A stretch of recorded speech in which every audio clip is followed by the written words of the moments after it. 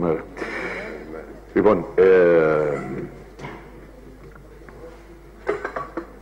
η εφηβική σκηνή και η παιδική σκηνή, έχετε καταλάβει ότι για μας έχει παίξει ιδιαίτερα σημαντικό ρόλο. Θέλουμε πως έτσι διαπλάθουμε τους αυριανούς καλούς θεατές και γιατί όχι από αυτές τις παραστάσεις προκύπτουν οι καλοί αυριανοί συντελεστές καλλιτέχνες.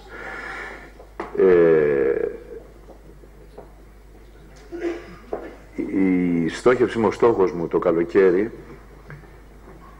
με την ατυχή έκβαση που είχε το Godspell, και μου αρέσει που τα λέμε όλα αυτά, γιατί ξέρετε, το να παρουσιάζεις συνέχεια ένα πρόσωπο ως οργανισμός εννοώ, ευχάριστο, ένα πρόσωπο που πάντα κάνει επιτυχίες, που δεν κάνει λάθη ή που δεν συμβιβάζεται, είναι λίγο υποκριτικό.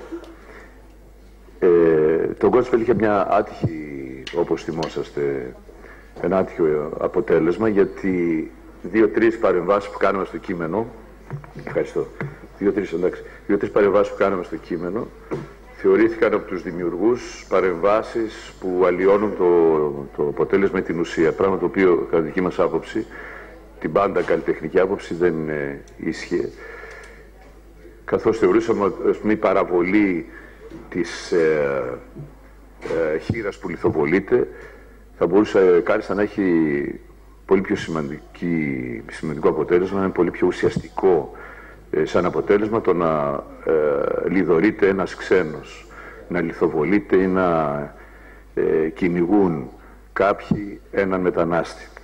Αυτό δεν θεωρήθηκε πολύ επιτυχές, αν θέλετε, σαν πρόθεση από τους δημιουργούς, πράγμα που είχε σαν αποτέλεσμα να μας απαγορεύσουν να συνεχίσουμε τις παραστάσεις, λέγοντας ότι εμείς δεν θέλουμε να συνεχίσετε αυτού του είδους παράσταση. Αναφέρομαι σε αυτό για να σας πω ότι ο στόχος της διεύθυνσης ήταν να παρουσιαστεί το Godspell και το χειμώνα στην εφηβική σκηνή. Όμως ουδέν κακό να μηγές καλού. Πάντα μέσα από τα εμπόδια προκύπτουν, αν εκμεταλλευτεί σωστά και αφουγκραστεί τα πράγματα με την δέουσα σημασία, μπορεί να σου προκύψει κάτι καλό. Τι καλό προέκυψε? Ανατρέχοντας τα χαρτιά μου και στις ιδιωτικές πρωτοβουλίες προετών που έπαιρνα κάνοντας δικαίως παραγωγές στην Αθήνα, έπεσα ξανά στη φάρμα των ζώων του Orwell. Νομίζω πως ένα κρατικό θέατρο, ένας δημόσιος οργανισμός που δεν φοβάται να μπει στο μάτι της κριτικής, δεν φοβάται να κριτικάρει τα κακό κείμενα μιας πολιτείας, μιας κοινωνίας, ενός συστήματος, δεν φοβάται να βάλει κάτω από το μικροσκόπιο της κριτικής πολιτικά συστήματα και τον τρόπο με τον οποίο κάποιος προσπαθεί να εκμεταλλευτεί κάποιον ή προσπαθεί να αναργηθεί παντώντας επιπτωμάτων. Όταν λοιπόν ένας τέτοιος οργανισμός δεν φοβάται να πει τα πράγματα με το όνομά τους, μπορεί και ανεβάζει έργα σαν τη φάρμα των ζώων του Orwell. Η παράσταση είναι εξαιρετική. Ο Αρμάος ο Νίκος, φίλος από τα παλιά, συνεργάτης παλιά του Κρατικού Θεάτρου Βορειοελλάδος, καταξιωμένος με πολλές διακρίσεις και εδώ και στο εξωτερικό, έκανε μια εξαιρετική δουλειά και μας έκανε την τιμή να έρθει χωρίς να έχει σχεδιάσει κάτι, χωρίς να έχουμε συζητήσει κάτι από το Πάσχα, γιατί έτσι και προγραμματίζουμε πράγματα, όπως έχετε καταλάβει εδώ, αλλά την τελευταία στιγμή να οργανώσει ένα εξαιρετικό θείασο από τους συναδέλφους του Κρατικού και να παρουσιάσει μια εξαιρετική δουλειά που εμένα με συγκίνησε και στην πρόβα που είδα, αλλά και στην πρεμιέρα.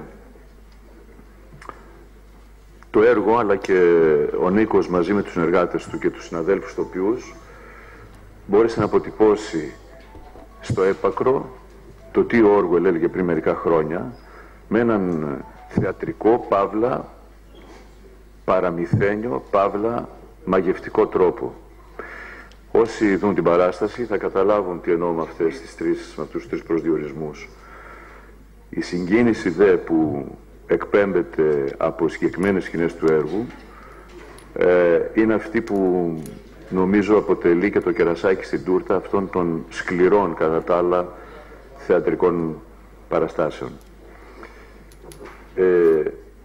Θα μιλήσουν οι συνεργάτες, οι συνάδελφοι. Απλά να πω ότι τη σκηνοθεσία την έκανε ο Νίκος Αρμάους, τα σκηνικά η Λίδα Καρακώστα, τα κοστούμια και τις ειδικές κατασκευές η Ολυμπία Σιδερίδου, τη μουσική ο Πλάτωνας Ανδριτσάκης, δεν είναι κανείς από αυτούς εδώ σήμερα, έχουν τις δουλειές τους και ο Νίκος είναι και μάλλον είναι καλύτερα. Ωραία. Τη χορογραφία η Μαριάνθη Ψωματάκη, τους φωτισμούς ο Χρήστος Ουγιαλαβούζης, στο video art είναι της Μαρίας της Βέτα. Ο βοηθός του Νίκου του Αρμάου ήταν ο Διονύσης ο Καρθανάς, είναι εδώ δίπλα μας και θα μας πει 2 λόγια και αυτός για την παράσταση. Η Κέλλη Εφρεμίδη ήταν βοηθός σκηνογράφου. Βοηθός ενδυματολόγου και ειδικών κατασκευών ήταν η Σόνια Σαμαρτζίδου και την οργάνωση παραγωγής την είχε ο Πέτρος Κοκόζης. Για τη διανομή, οι συνάδελφοι, η Στελίνα Βογιατζή, ο Θανάσης ο Δυσλής είναι εδώ, ο Γιάννης ο Καραμφίλης, ο Χρήστος ο Μαστρογιαννίδης, ο Δημήτρης ο Παπιόπουλος, ο Δημήτρης ο Σιακάρας είναι εδώ, η Πολυξένη Σπυροπούλου, η Κική Στρατάκη, η Ευανθία Σοφρονίδου, η Εύα είναι εδώ και ο Γιάννης ο Τσάτσαρης είναι εδώ. Θα σας πούν και αυτοί τα δικά τους, τις δικές τους εμπειρίες από τη συγκεκριμένη παράσταση και εδώ είμαστε για τις όποιες ερωτήσεις. Διονύση. Καλημέρα και από μένα. Ευχαριστώ πολύ που βρίσκομαι εδώ. Αυτό που ήθελα να πω για τη Φάρμα των Ζώων είναι ότι είναι ένα πολύ επίκαιρο έργο, αν και έχει γραφτεί πολλά χρόνια πριν. Το βλέπουμε καθημερινά σε αυτό που ζούμε. Τώρα, η σκηνοθετική γραμμή που έχει επιλέξει ο Νίκος Αρμάος για το συγκεκριμένο έργο προσπάθησε με διάφορες τεχνικές του θεάτρου, όπως είναι το θέατρο σκιών, το video art, η χρήση κούκλες από τους ηθοποιούς, να δώσει ένα ονειρικό περιβάλλον μέσα στο οποίο γίνονται πολύ σκληρά πράγματα. Νομίζω ότι έχει καταφέρει να το δώσει αυτό. Οι ηθοποιοί είναι εξαιρετικοί σε αυτό που κλήθηκαν να κάνουν. Δουλέψαμε με συνέπεια και πάθος πάνω σε αυτό το έργο και θεωρούμε ότι η Φάρμα των Ζώων δεν είναι μόνο για τους εφήβους ένα έργο που μεταφέρει μηνύματα, αλλά είναι για όλους μας, είτε ενήλικες είτε άνθρωποι που ψάχνουν και θέλουν να βρουν κάτι. Ευχαριστώ πολύ. Ευχαριστούμε Διονύση. Δημήτρη.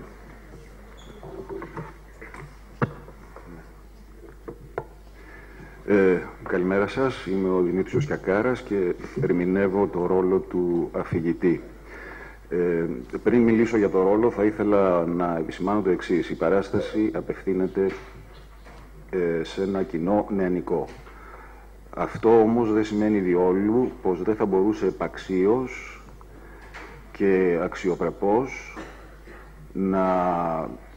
να παρουσιάζεται και σε ένα κοινό ενηλίκων. Φαντάζομαι πως αν δεν υπήρχαν τεχνικές δυσκολίες αυτό θα μπορούσε να συμβεί. Αν δηλαδή δεν τρέχανε παράλληλα δύο σκηνές, δύο παραστάσεις, δύο παραγωγές στην κεντρική σκηνή της Μονής Λαζαριστών, κάλλιστα θα μπορούσε, νομίζω, αυτή η παράσταση να παρουσιαστεί σε κοινό ενηλίκων.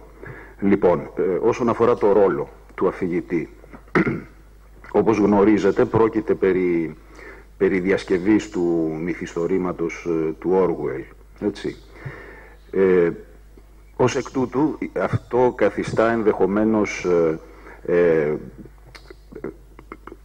πώς να το πω, καθιστά τους ρόλους ενδεχομένως λίγο προβληματικούς, με την έννοια πως θα μπορούσε κάλλιστα να σκεφτεί κανείς ότι ο ρόλος του αφηγητή, για παράδειγμα, είναι ένας ρόλος ο οποίος καλείται να αφηγηθεί, στην καλύτερη περίπτωση να παρουσιάσει τα τεκτενόμενα επί σκηνής. Όμως τα πράγματα δεν είναι καθόλου έτσι.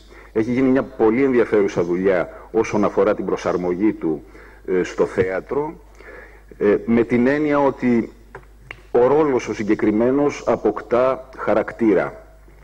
Και αποκτά χαρακτήρα διότι ο αφηγητής παίρνει θέση, που σημαίνει ότι ο ρόλος έχει τη δική του διάνοια. Ο αφηγητής συμπάσχει, που σημαίνει ότι ο ρόλος έχει τα δικά του συναισθήματα. Με αυτή την έννοια λοιπόν καθίσταται πολύ ενδιαφέρον τόσο για μένα, αλλά φαντάζομαι και για για τους ίδιους τους θεατές. Αυτά. Ευχαριστώ. Γιάννη. Ξεκινήσαμε να κάνουμε ένα έργο που μόλις το διαβάσεις σου δίνεται η εντύπωση ότι μπορεί να τα ανεβάσει με 150.000 τρόπους. Να το κάνεις musical, να το κάνεις Brecht, να το κάνεις σκληρό, να το κάνεις ό,τι θες να το κάνεις. Λοιπόν, ακροβατήσαμε μεταξύ πάνω σε αυτό το σκηνή το τεντωμένο που είναι λίγο μυστήριο τώρα τα ζώα, πώς γίνονται άνθρωποι, ποιες ισορροπίες κρατάς.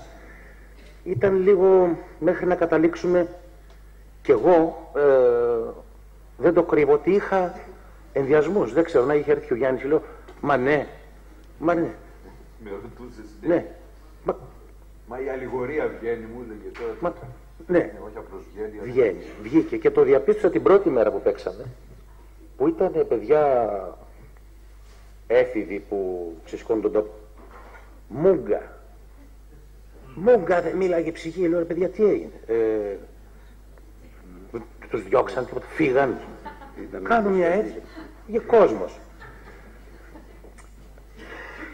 Περάσαμε δύσκολα. Εγώ θέλω καμιά 50 πρόβες για να ξαναγίνω άνθρωπος.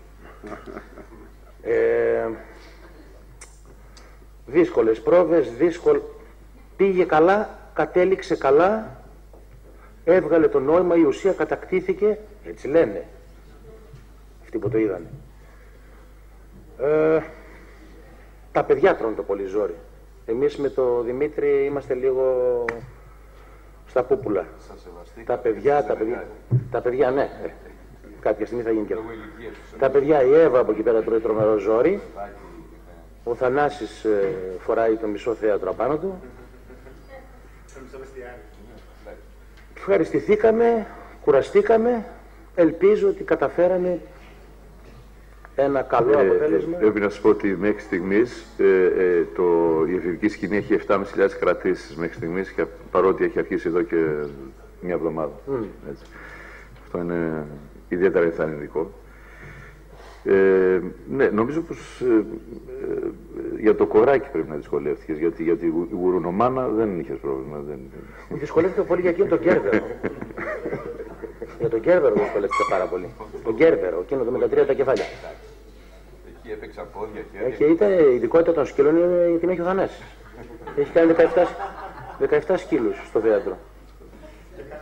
Και έλειπες να θα την πάρεις εσύ, να την δώσεις εμένα, τέλος πάντων. Όχι, πήγαμε καλά. Έτσι λένε πάλι, γιατί αν είσαι πάνω δύσκολα καταλαβαίνεις τι συμβαίνει. Ευχαριστούμε, Γιάννη. Να αφήσουμε τελευταία την Εύα, εγώ λέω. Εντάξει. Λοιπόν, καλημέρα για από μένα. Είμαι ο Θανάσης Οδυσσλής. Στην παράσταση ερμηνεύω το ρόλο του Ναπολέοντα, το κακό γουρούνι. Όλοι γνωρίζουμε ότι πρόκειται για ένα αριστούργημα. Από τα λίγα έργα που έχει γράψει ο Όργουελ είναι νομίζω το καλύτερο. Είχε πέσει στα χέρια μου πριν καμιά 15 χρόνια, είχα διαβάσει την νουβέλα. Μου άρεσε πάρα πολύ. Ήξερα ότι κάποια στιγμή το 1993 είχε ανεβεί και από το Εθνικό Θέατρο. Το κείμενο δεν το είχα διαβάσει ποτέ και μου δόθηκε η ευκαιρία να το διαβάσω φέτος, και όχι μόνο απλά να το διαβάσω, αλλά να το μελετήσω και να ερμηνεύσω και ένα από τους κεντρικούς ρόλους.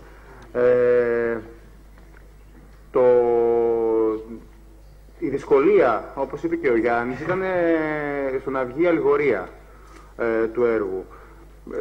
Και εγώ πιστεύω πως τα καταφέραμε και τη βγάλαμε, και ρωτώντας παιδιά που ήρθαν στην πρεμιέρα και ανάμεσά τους και το γιο της αδερφής μου, ο οποίος είναι 15 χρονών, ο οποίος έφυγε από το θέατρο στον Άναυδος και ξαναήρθε την επόμενη Κυριακή με 3 φίλους του μαζί. Οι αντιδράσεις τους ήταν, νομίζω πως αυτές που περιμέναμε. προβληματίστηκαν. Μπήκανε σε μια διαδικασία να πολιτικοποιηθούν σε εισαγωγικά, γιατί μιλάμε για ένα πολιτικό κείμενο. Ένα κείμενο το οποίο έχει χαρακτηριστεί και από τους κριτικούς ως μια γροθιά στην εξουσία, μια κριτική στην εξουσία, ένα κείμενο που μίσησαν οι εξουσίες. Όπως διάβασα κάποια στιγμή ψάχνοντας για το έργο μέσα στο διαδίκτυο. Και μελετώντας και το δικό μου το ρόλο ως ένα απλό γουρουνάκι το οποίο ξεκινάει να κάνει μια επανάσταση με άλλα δύο γουρουνάκια και στο τέλος αρχίζει και τον κατακτά η αλαζονία της εξουσίας και αρχίζει και τα παίρνει όλα πάνω του και φυσικά το μισοβεστιάριο, όπως είπε και ο συνάδελφος, που αρχίζει σιγά σιγά και διαφθείρεται. Νομίζω πως και εκεί είναι η ουσία, δηλαδή βλέπουν τα παιδιά την κακή εξέλιξη της εξουσίας, δυστυχώς. Κάτι το οποίο θα πρέπει να κρίνουμε. Και εμείς και τα παιδιά, για να μπορέσουν να έχουν και αυτή την κριτική ματιά απέναντι σε αυτό που συμβαίνει. Είναι ένα έργο επίκαιρο όσο ποτέ και είναι και θα είναι επίκαιρο. Όσο υπάρχει εξουσία θα είναι επίκαιρο αυτό το έργο. Από μένα αυτά. Τώρα η κυρία Σοφρονίδου, Ιωδά. Γεια σας. Εγώ παίζω τον Παλαιστή στην παράσταση και όχι μόνο, κάνω Περιστέρι, Κότα, ναι, πρόβατο ενίοτε. Ήταν από τα πιο δύσκολα πράγματα που έχω κάνει στο θέατρο, γιατί το να κάνει κανείς ζώο πραγματικά ξεπερνάει κάθε όριο αντοχής, διαθεσιμότητας. Πρέπει να γίνεις αυτό το ζώο, δηλαδή να περάσει μέσα σου και το είναι σου, όχι να φορμάρεις εντός εισαγωγικών, απλά να κρατήσεις φόρμες, τάσεις. Πρέπει να είσαι από μέσα ζώο. Τώρα αυτό πώς, τέλος πάντων, ίσως οι συνάδελφοι το καταλαβαίνουν καλύτερα αυτό. Πραγματικά πολύ κουραστικό πράγμα, πολύ κουραστικό. Ενώ έχω τέλος πάντων από πίσω χρόνια μια παιδεία πάνω στο χώρο και στην κίνηση, αυτό ήταν από τα πιο δύσκολα πράγματα που έχω κάνει. Απαιτεί πολύ μεγάλη πειθαρχία και νομίζω ότι για τους περισσότερους από εμάς που κάνουμε ζώα είναι αυτό το πράγμα πάρα πολύ δύσκολο. Τι άλλο να πω, με καλύψανε όλοι οι προλαλήσαντες φυσικά για το έργο. Αγαπάω το ρόλο μου, έχω βάλει κάτι σαν πίσω κείμενο, πάντα μου αρέσει να βάζω ένα μικρό έτσι, μυστικό ή μια αναφορά στο ρόλο, ο οποίος είναι ένας εργάτης, ο Παλαιστής είναι το πιο δυνατό άλογο, πολύ κόντρα σε μένα, έτσι. Τον περιγράφει ο Όργουελ 2 μέτρα, εγώ είμαι μάλλον κάτι λιγότερο, 5,60. Οπότε αυτό έπρεπε να μου δώσει ένα παραπάνω, περισσότερη ενέργεια. Τέλος πάντων, ο Μπόξερ είναι το πυθύνιο άλογο, ο εργάτης, η εργατική τάξη, που δεν καταλαβαίνει και πολλά. Έχει και μια αφέλεια που μέχρι και πριν πεθάνει το παλεύει. Είναι λίγο Δον Κιχώτης δηλαδή, έτσι, για να οραματίζεται κάτι. Θέλει να πιστεύει και ακουμπάω εκεί πάντα για να μπορώ να έχω μια αφετηρία στο ρόλο μου και να μπαίνω και να βγαίνω. Αυτά. Ήταν μια πολύ ωραία συνεργασία για όλους μας, πολύ δύσκολη και ελπίζω να πάμε καλά. Γιατί τώρα ξεκινάμε, οπότε ευχαριστούμε. Ευχαριστούμε, Εύα. Τώρα βέβαια κάποιος που δεν έχει σχέση με το θέατρο και δεν έχει σχέση ειδικά με τον Όργουελ και με το έργο, ακούει για ζώα, ακούει για περιστέρια και νομίζει ότι είναι ένα παιδικό θεατράκι, δεν είναι καθόλου έτσι. Και το δύσκολο, σαν συνάδελφος τώρα το καταθέτω αυτό των παιδιών, το δύσκολο δεν είναι αυτό που λέει η Εύα, το να κάνεις το άλογο ή το... είναι ότι πρέπει να καταθέτεις έννοιες, συναισθήματα, αξίες ανθρώπινες, ανησυχίες ανθρώπινες, πιστεύω ανθρώπινα μέσα από αυτές τις παρουσίες των ζώων. Εγώ αισθάνομαι πάρα πολύ καλά όταν στο ρεπερτόριο μεταξύ Τσέχοφ, Βουλγκάκοφ, Μολιέρο, Πίντερ, Μίλερ, Βίλιαμς μπορούμε και καταθέτουμε και την παρουσία μας μέσω ενός έργου όπως αυτό του Όργουελ. Είναι καλό για ένα κρατικό θέατρο να έχει στο ρεπερτόριό του και στις ανακοινώσεις του και έναν Όργουελ μέσα σε όλη αυτή την λίστα των εξαιρετικών συγγραφέων που προσπαθώντας τέλος πάντων να βαθμίσουμε σε ρεπερτόριο, τους καταθέτουμε σεζόν με σεζόν.